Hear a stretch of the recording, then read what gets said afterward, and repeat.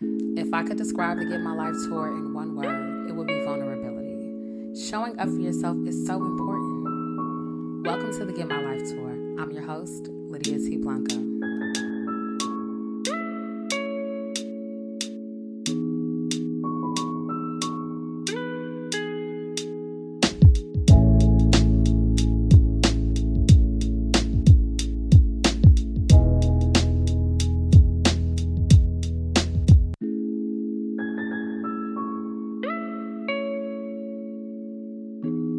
Hey y'all, and welcome to the Get My Life Tour. It is me, your host, Lydia T. Blanco. Y'all know I'm excited that you decided to show up and take center stage with me. Guess what? I am actually back in New York. I've been recording from the Bay Area. I went home in March, and 5 months later, I arrived, I believe, to the date back to New York. It wasn't planned. I didn't have any goal in mind. It just happened, and I feel different. I really do. There has been a series of events that have taken place over the last 5 months, and I just want to, dedicate this stop on the tour to reflection. I'm here in Harlem. You may hear a siren or 50. The AC is in the background, but it feels good to be home. It is also a blessing to be able to call California and New York home. I have always dreamt of being able to say that, to be able to accomplish that goal of mine.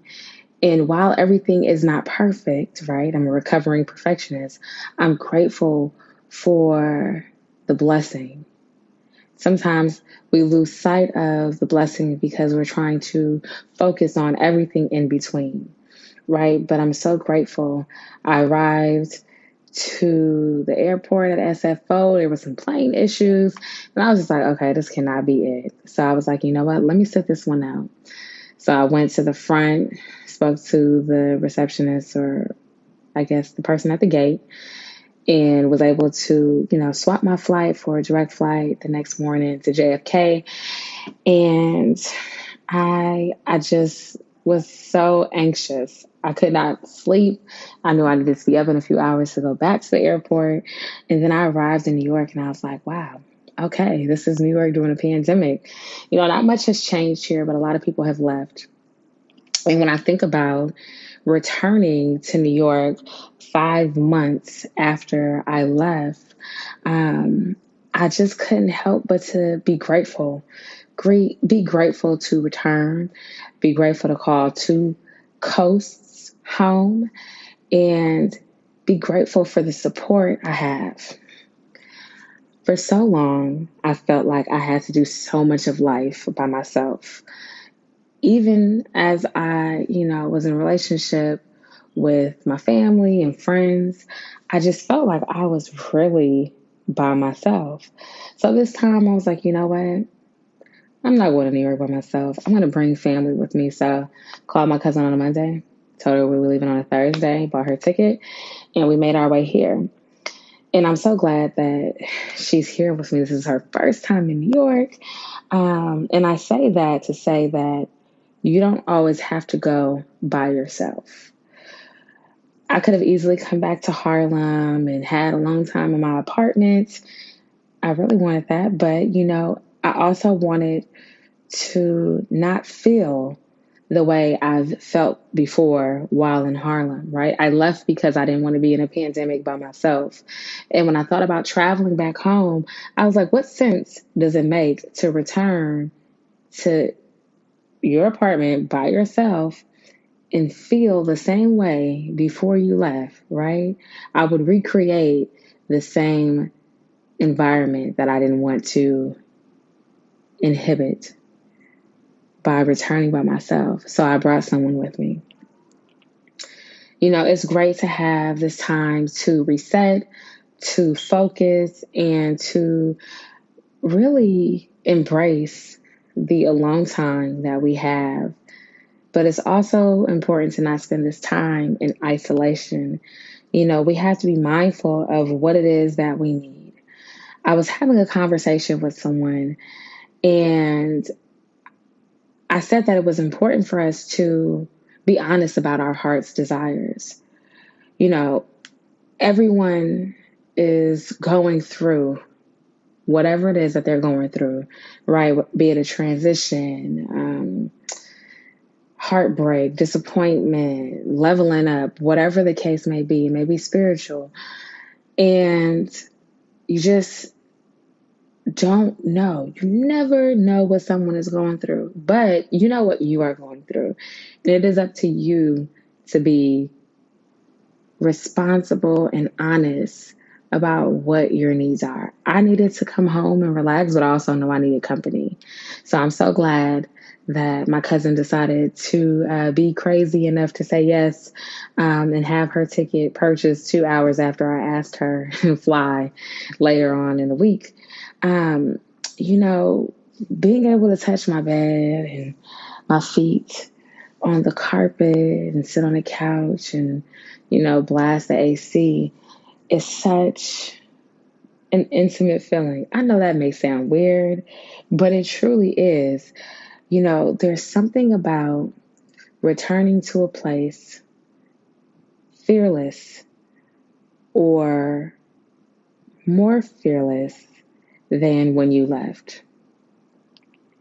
I think that is applicable to a number of spaces, right?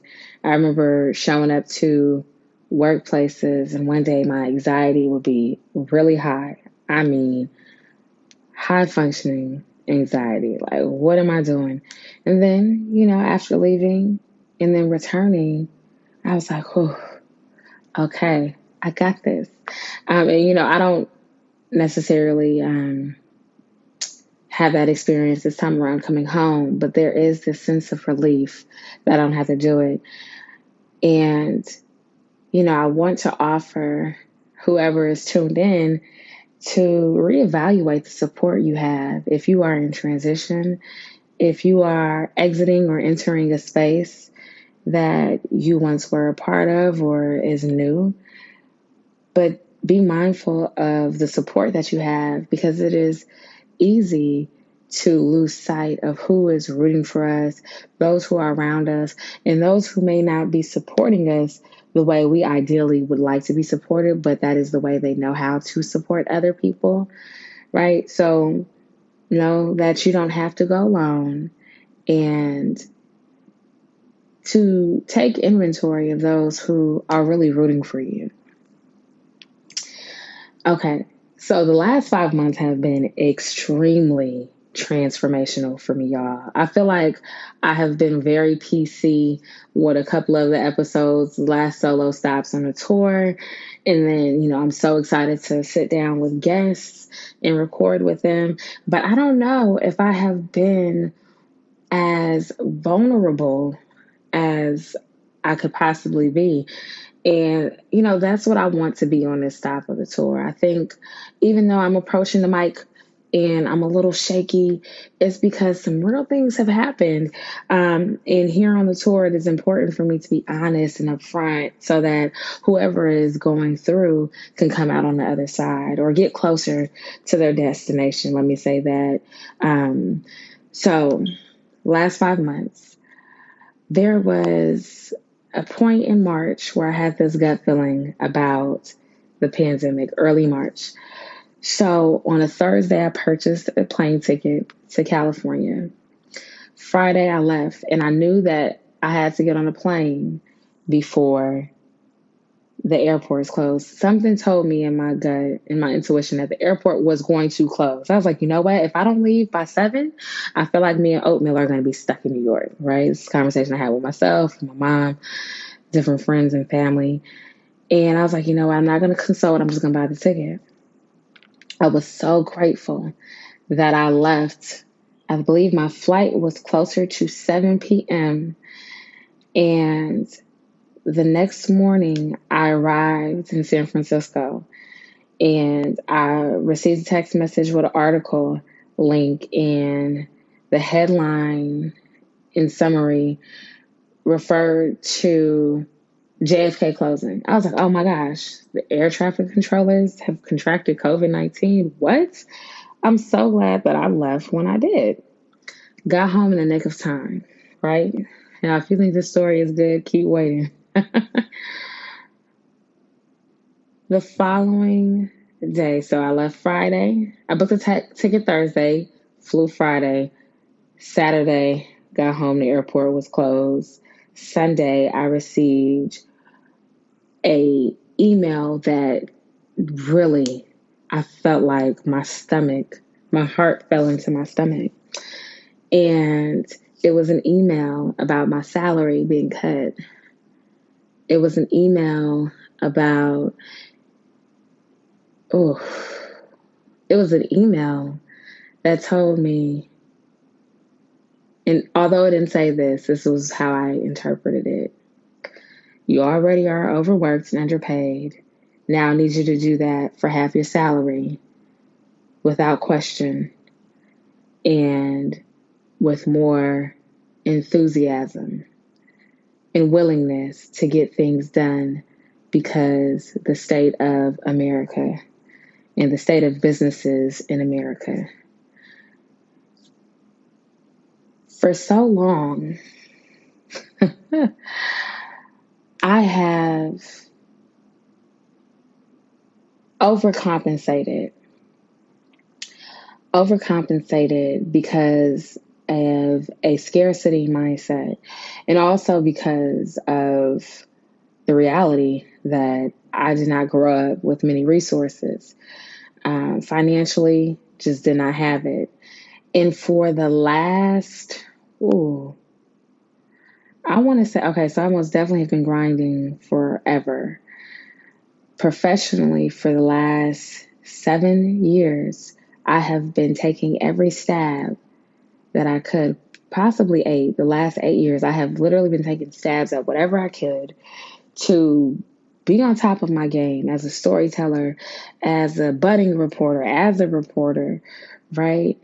And I was like, okay, I'm going to pay my dues. I'm going to do whatever I have to do.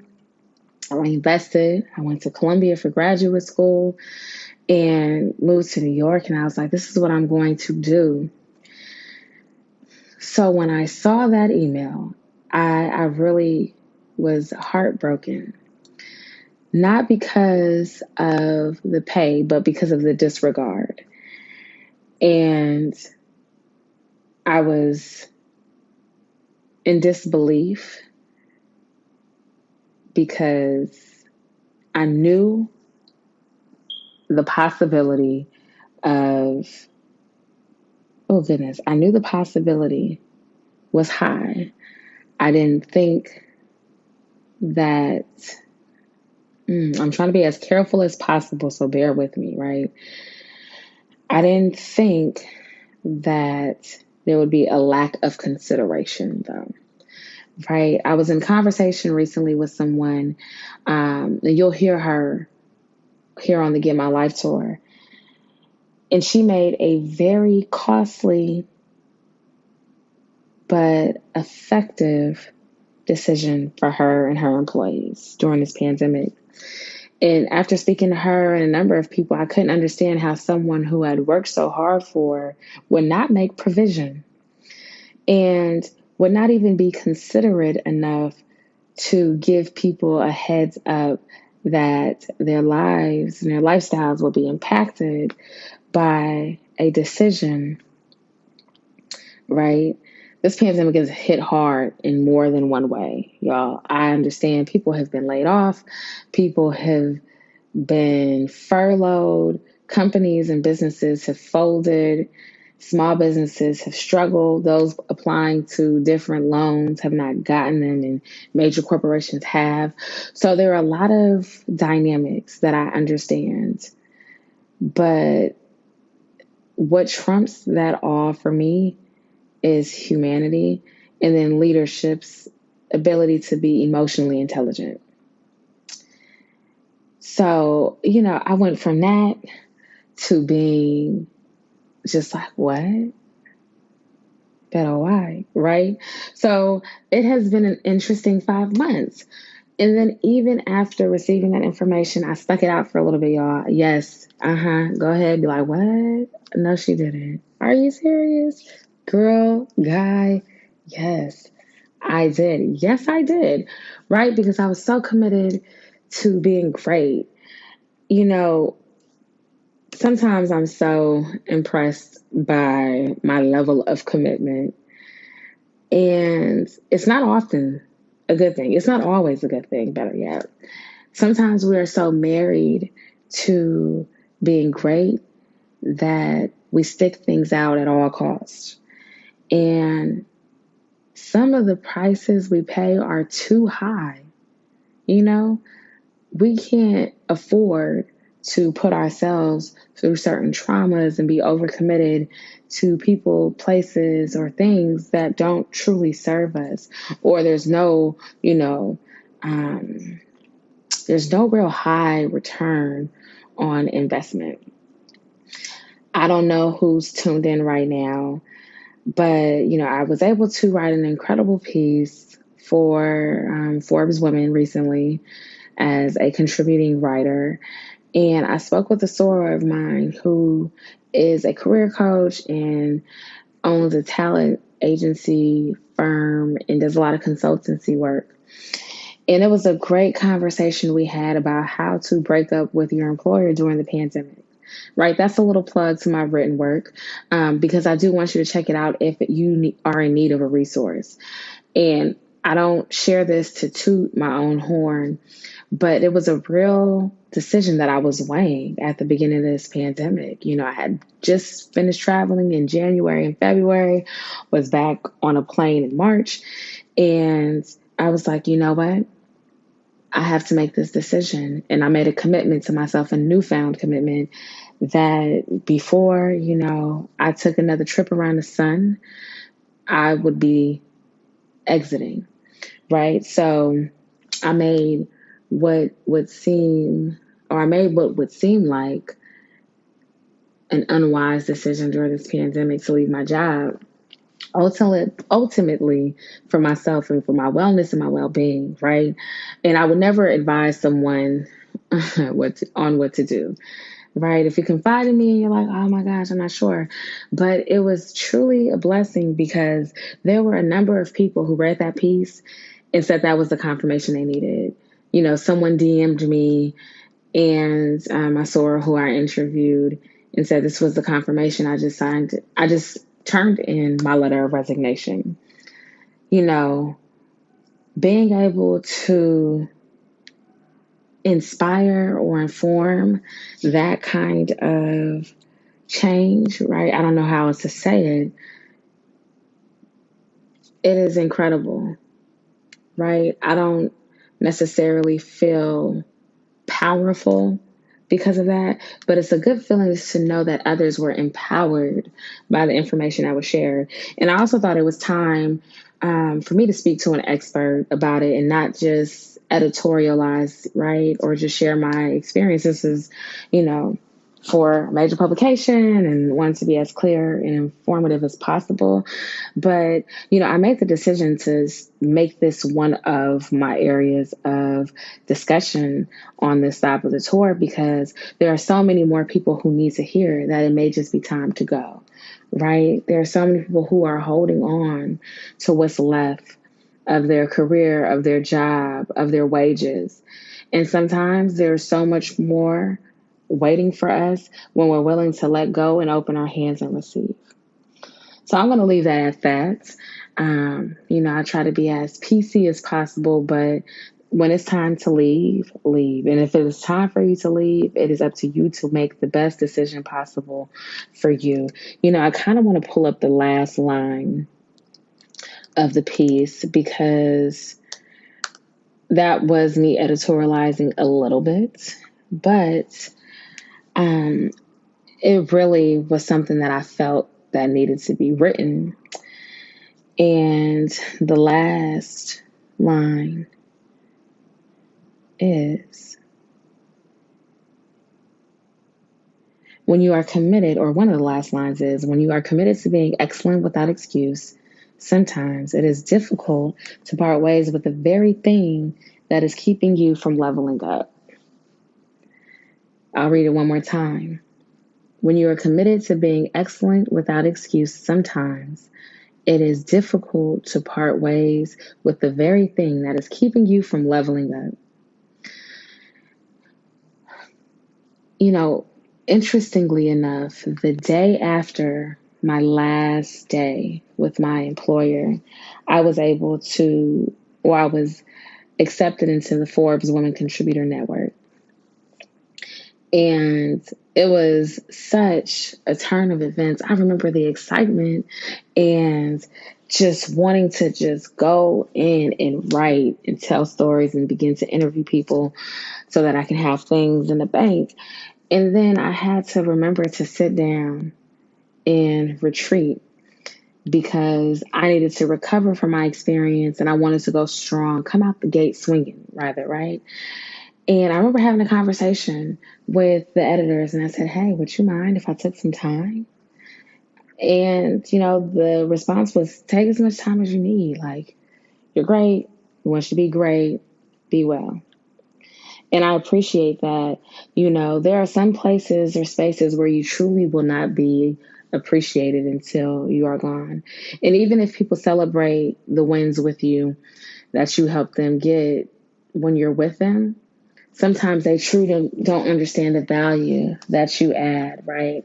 So that's all I'm going to say about that. But just know that that was one of the many experiences that I've had over the last 5 months. I've also experienced heartbreak and disappointment, y'all. It is real out here in these streets.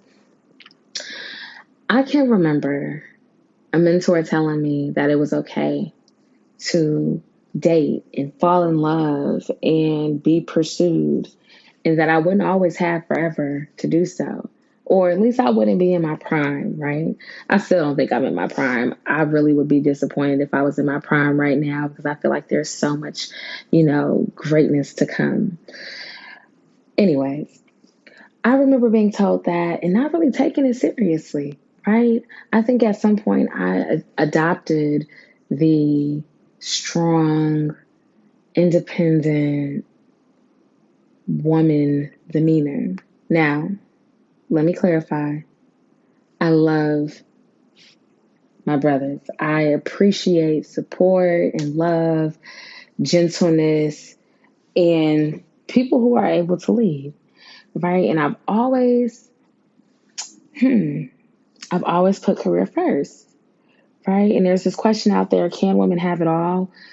I want it all, right? But I haven't been living in a way that has communicated the things that I want. And in conversation with someone, one of the things that I shared is that we have to be honest about our heart's desires. I may have already said that on the Stop of the Tour, but I'm just speaking from the heart at this point. A lot of women are not honest about what we want. Men too, right? But we put what we want on the back burner in the long term. Those long-term goals are just in the back burner. And then we're like so driven, right? But it's like, where are you going? Where are you going, sis? You're so driven, but where are you going, right? And you should pick somebody up on the way if that's what you want and be honest about that. I have been honest about that and I have been open. And my expectations have been broken, right? A part of my heart too, a little part, I'm a gangster. But I remember hearing a pastor of mine in college say, it wasn't your heart that was broken, it was your expectations. And I thought that was so good. But let me tell you something, when your heart and your expectations, are broken, it is hard to remain productive. Have you been there before? You probably have. So I began to look up productivity hacks, right, for those who are disappointed and heartbroken. And, one of the things that I saw was be easy on yourself, right? Be kind to yourself. Find motivation and really take your time and be okay with not being okay. I was down for a little bit. I was like, oh, I don't know how this one is going to hit differently. But you know what? It is important to go through and not around. I tell people all the time that this is a how through lifestyle podcast. And it is important to me at this point in my life to make sure that I am willing to go through, right? And willingness is such a big part of that. Sometimes we think we're subjected to processes because of this or that. But honestly, I think there are a lot of life lessons that we have to go through, right? To experience in order to come out on the other side stronger. Now, I'm not one to opt in for an experience that feels like a struggle, but sometimes we need those things to strengthen us because here's the other thing that I found. When you are not honest about your heart's desires, and for me, this applies more relationally, right? I want a family. Like if I have 4 kids, it'd be lit. And my husband in my head is just all this kind of magical greatness, right? But when you're not honest about your heart's desires, the agony associated with your expectations in your heart being broken hits differently, okay? I don't know how to better explain it than that, but it just feels different. Because at some point you may be in denial about what it is that you want, and you experience it, and you may not be as clear about it. And then when that thing begins to slip away, you're like, oh my gosh. It's almost like having a mirror held up to you, and being confronted. I could dedicate an entire episode to give my life tour about this. But, I just want to give you all some updates about where I am. For me, leaving and returning better than I left is a great feeling. Knowing that I have support, spending time with my family, reprioritizing self, in learning, right, from the broken expectations has really been transformational for me, quite honestly. At some point, it felt like I was just being hit below the belt time and time again. And as I sit here in Harlem and I look back on it, I'm just like, wow, okay. A lot of those gut checks has fixed my posture. And has honestly pushed me to be better. I've begun to train and be more mindful about what it is that I'm putting in my body. My energy is shifting, right? I feel stronger. It's not all about the physical. It really has been mental fitness for me, emotional fitness. It has been me challenging myself to be the best version possible every day, right? And to really think about the choices that I'm making and be clear about what it is that I want.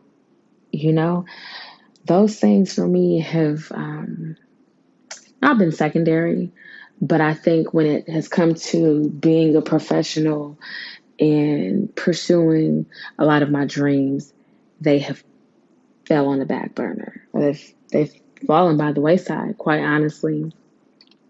There's still so much uncertainty ahead of us. No one knows what coming out of this pandemic looks like.